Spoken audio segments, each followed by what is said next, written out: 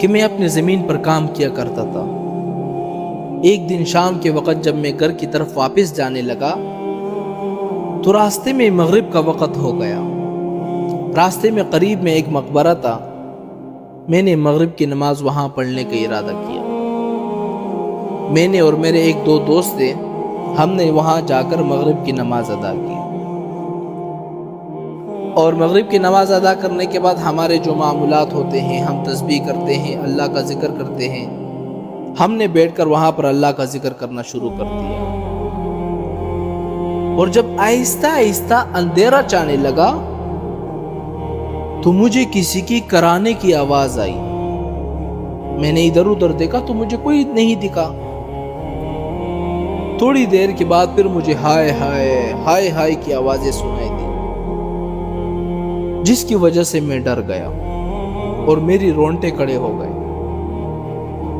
پھر جب میں نے آواز کی طرف دھیان لگایا، دیکھا تو قبر کے اندر سے آواز آ رہی تھی۔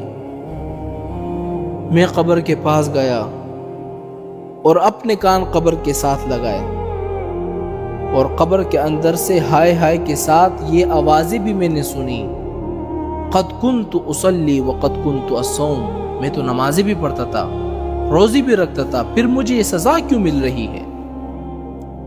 اور اس کی آواز ایسی دردناک تھی جس کو میں بیان نہیں کر سکتا۔ پھر میں اس قبر کے پاس سے اٹھا اور اپنے دوستوں کے پاس گیا جو نماز پڑھ رہے تھے، ان کو بلا کے لایا اور ان سے کہا کہ تم میرے ساتھ چلو، یہ آواز سنو، یہ واقعتاً آواز آ رہی ہے یا میرے ذہن کا کوئی خلل ہے؟ جب انہوں نے کان لگائے، انہوں نے بھی آواز سنی، انہوں نے کہا کہ سچ میں آواز آ رہی ہے، تمہارے ذہن کا خلل نہیں ہے۔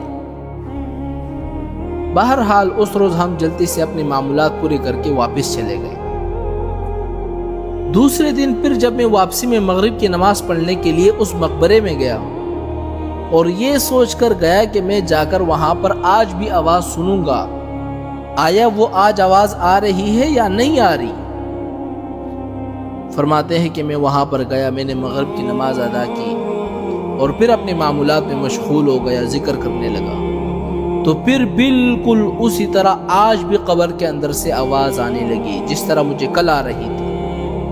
اور میں قبر کے پاس گیا، میں نے کان لگائے تو وہی الفاظ میں نے سنے جو میں نے کل سنے تھے، کہ میں تو نمازیں بھی پڑھتا تھا، روزی بھی رکھتا تھا، پھر مجھے کیوں سزا مل رہی ہے؟ لہٰذا مجھے یقین ہو گیا تھا کہ اس مردے کو قبر کے اندر عذاب ہو رہا ہے۔ پھر جب میں وہاں سے لوٹا تو مجھ پر شدید خوف طاری ہو گیا، اور خوف کی وجہ سے میں 2 مہینے تک بیمار رہا۔